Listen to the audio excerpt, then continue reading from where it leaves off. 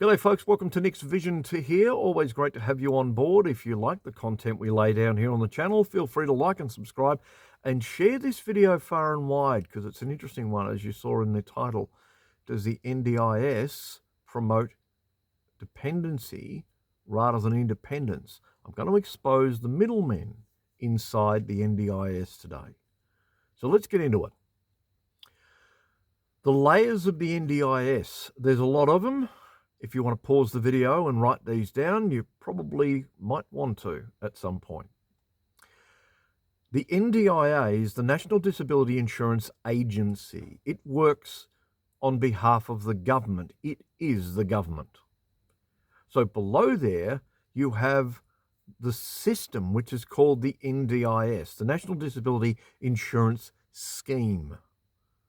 So let's put this in a very different perspective because it mentions the word insurance in the name. So think of the NDIA as the governing body of the insurance industry. The NDIS is an insurance brand underneath that layer.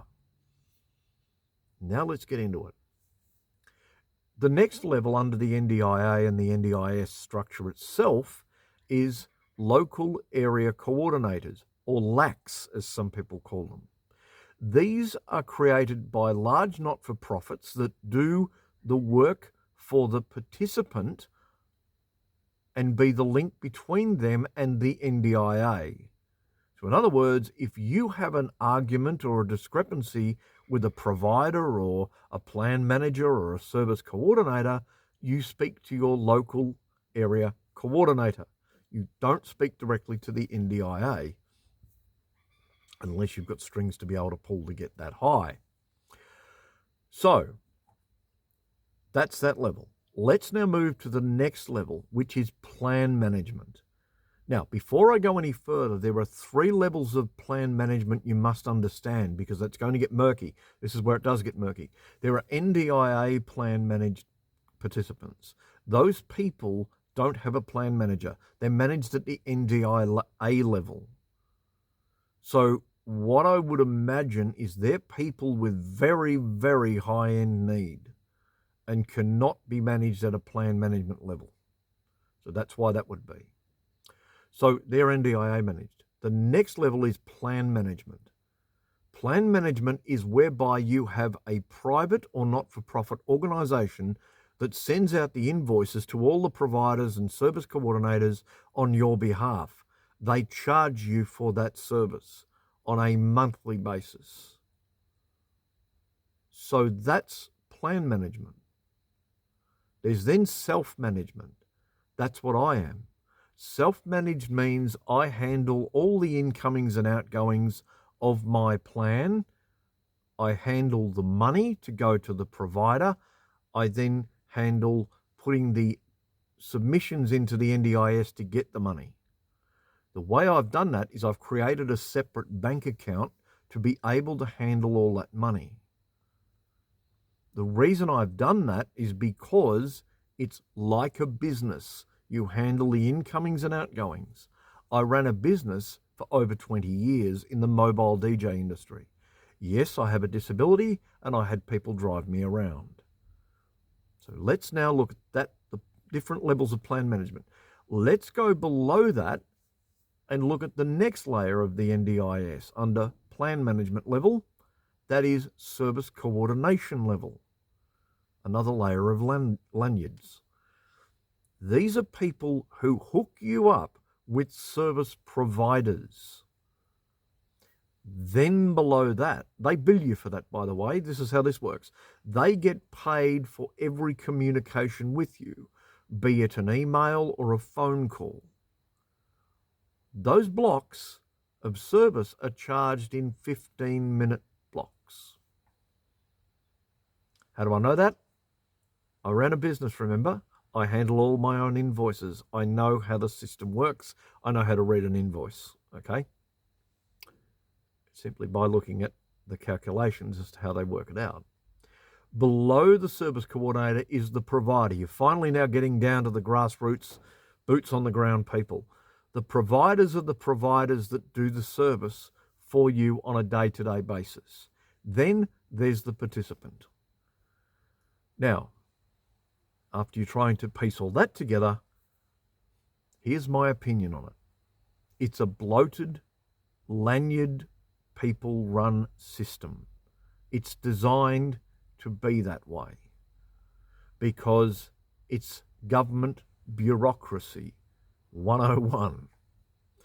So what would help the NDIS? What would save it some money?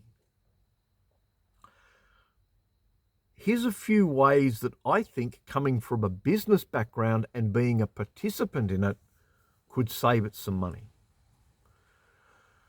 Many types of providers charge, particularly in the allied health area, double the cost to the NDIS to the person that walks in the door for the same service. That needs to be stamped out. That's the first thing I would get rid of. You provide your service at market value, not NDIS opinionated value.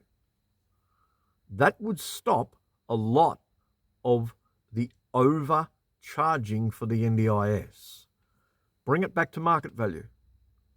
Now, the NDIS might want to say, well, okay, they're going to incur some admin fees. Fine. So the first consultation for the person, for instance, if they have podiatry or psychology, whatever, the first consultation would entail an admin fee. That fee covers the cost of the business setting themselves up for the person's plan inside the NDIS. Don't have a problem with that. It's 20%. It's not double the amount every time the person walks through the door. That would fix it. The next thing, and I've mentioned this in another video, this would stop fraud, is to actually have a tap-on, tap-off system very similar to the public transport system. I'll put the video, you can go and look for that video on my YouTube channel. It is there for you to have a look at what it is. The title of the video is called Saving the NDIS with Tech. Take a look at it. It's a very interesting video. So that's one thing I would suggest, is a system that allows for auditing at a grassroots level. Let's look at plan management and service coordination. In the business world, this would be done by one organization. So it would not be done by two. The problem is plan management can be done by an interstate organization to where the person lives. That needs to be outlawed. What needs to happen is that person in the plan management business must need to be either local or within a certain jurisdiction. What this would do is this would turn the service coordinators into plan managers and vice versa. So what it would create is removing one level to even it out to be one level. That would actually make a lot of sense. Now, service providers. Accreditation might seem like a very easy thing to do, but what there needs to be in that sense is levels of accreditation. So a gardener, for example, does other work outside the NDIS, so they don't really need full accreditation. It's the same as the allied health industry. But there are certain levels of service providers that work exclusively in the NDIS. They need to be service registered. So they work within the system all the time. So their business model is in the industry and that's it. So they need to be registered. That should be the rules. You should have subsets to be able to be registered for service provision like gardening, cleaning. But if your business is solely or 80% or more in percent in the NDIS, you should be registered in it. Kind of like how a subcontractor operates. If they work for a business for 80% of the time or more, they're regarded as an employee, not a subcontractor. So it would work similar to that. And so this would come up in your tax audits. So it'd be very easy to trace. If your business is solely reliant on the NDIS, you've got to be accredited. That's end of story. But if you operate in only a subset of the NDIS, you don't need to be in the scheme totally. That's probably where you need to sit. So maybe a subsidiary, maybe I guess 2 levels of accreditation would be the best way to describe that.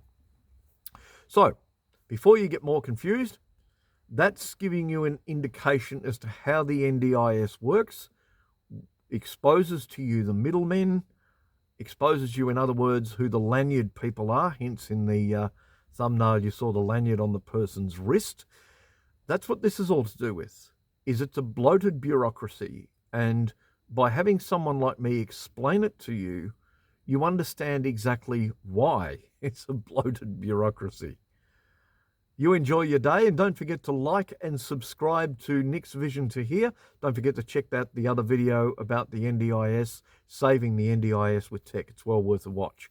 So you enjoy your day, and I'll talk to you next time right here on Nick's Vision to Here.